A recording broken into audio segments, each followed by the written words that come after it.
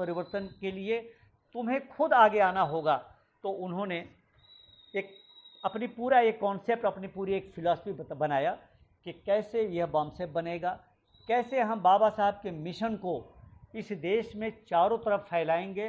वो कौन लोग होंगे जो लोग बाबा साहब के मिशन को समझेंगे और समझने के बाद वो जा कर के लोगों को समझाएंगे और एक मास मूवमेंट के तहत एक बहुत बड़े आंदोलन को जन्म देंगे।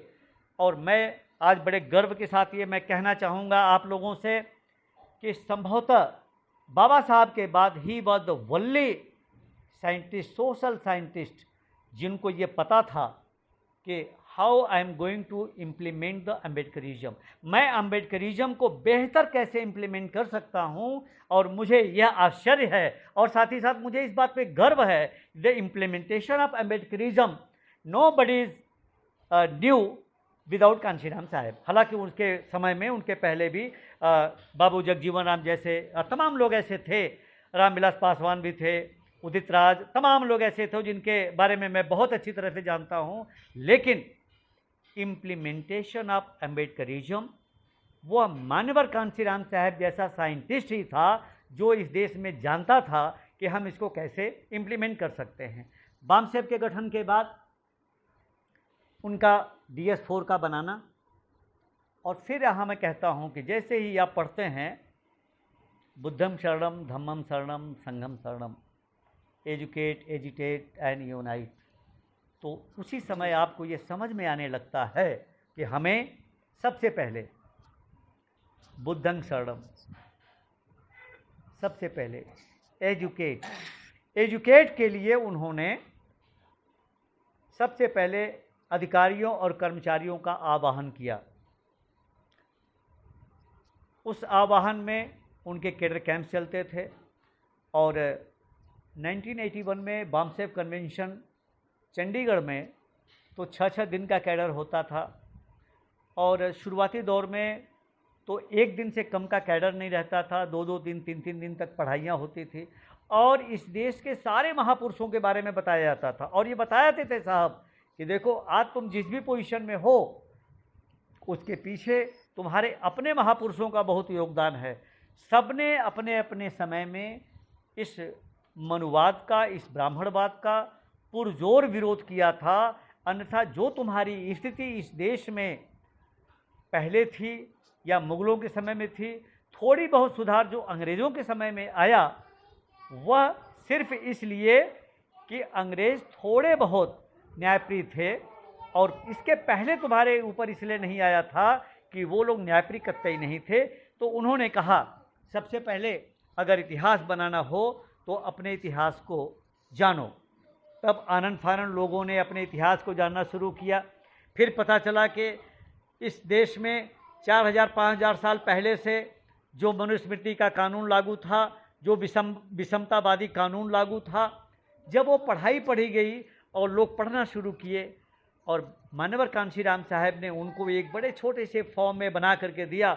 और एक सबसे बड़ी बात जो उन्होंने इस देश में दिया, उन्होंने कहा कि मैं यहाँ पर बिजली और पानी की बात करने नहीं आया हूँ, मैं यहाँ बात करने आया हूँ कि तुम्हारे पूर्वज इस देश के हुक्मरान थे।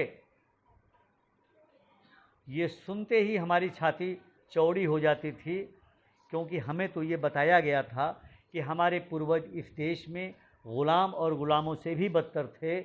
जब उन्होंने बताया कि तुम्हारे पूर्वज इस देश में राजा थे और वो भी जब वो ये कहते थे कि वह बात कांशीराम नहीं कह रहा है, वह बात बाबा साहब भी कह रहे हैं, लेकिन उनके साथ साथ यह बात डिस्कवरी ऑफ इंडिया में पंडित जवाहरलाल नेहरू कह रहे हैं, वह बात इस देश में पंडित राहुल सांस्कृतायन कह रहे हैं, वह बात रोमिला थापर की इतिहास की तमाम किताबों में लिखा हुआ है, वह बात रमेश पैंथर की किताबों में लिखा हुआ है।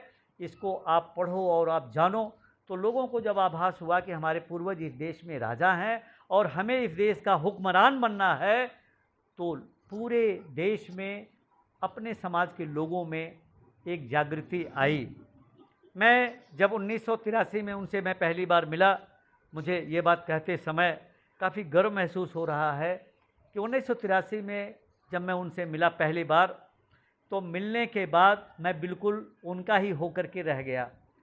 मैंने उस व्यक्ति को करोल बाग में प्लास्टिक के से छाया किए हुए जगह पे, मुझे आज भी याद नहीं है वो 4 रुपया या 5 रुपया था, जिसमें कि वो अखबार के कागज़ पे वो रोटी और सब्जी एक औरत बेचा करती थी, जहाँ पर 10 रुपया दे करके वो रोटी और सब्जी उनको खाते हुए मैंने देखा। और जब वो बैठ करके ऑफिस में वो ये रेनॉल्ड की पेन लेकर के, एक साधारण सी पेन लेकर के जब वो अपनी बात को कहते थे कि अगर इस पेन का कवर को हटा दिया जाए तो क्या ये पेन लिखना बंद कर देगी? हम लोग कहते थे नहीं साहब। तो उन्होंने कहा कि लो मैं इस कवर को फेंक देता हूँ, और देखो ये कलम फिर भी लिख रही है।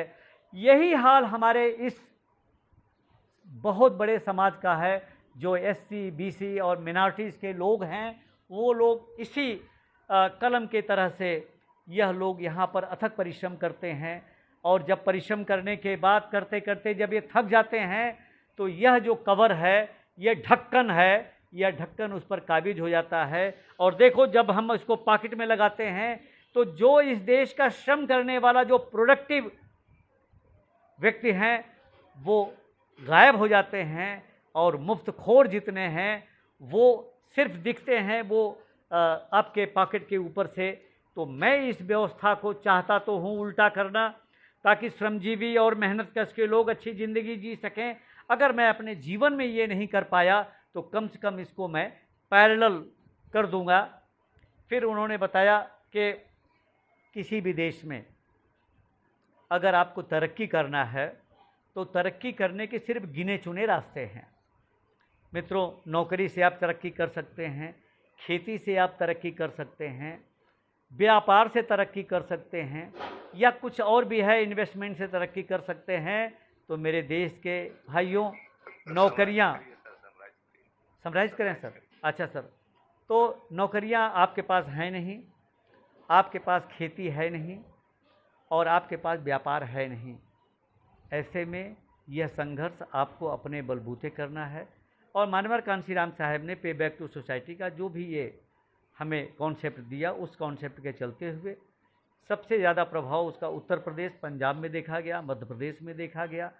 उन्होंने 1984 में अपनी पार्टी बनाने के बाद जो इम्पैक्ट इस देश में किया, उससे हमें गर्व है कि हमने उत्तर प्रदेश में 4 बार अपनी सरकार बनाई। और आज मानवर कांशीराम साहब के उस कॉन्सेप्ट पे जो लोग भी चल रहे हैं पूरे देश में, पे बैक टू सोसाइटी के जो भी कार्यक्रम ऑर्गेनाइज किए जा रहे हैं, उससे इस आने वाले समय में इस देश में एक सफल क्रांति की जा सकेगी, ऐसी आशा है और ऐसा मेरा पूर्ण विश्वास है। मैंने बहुत ज़्यादा समय लिया आपका, बहुत बहुत धन्यवाद। Thank you sir.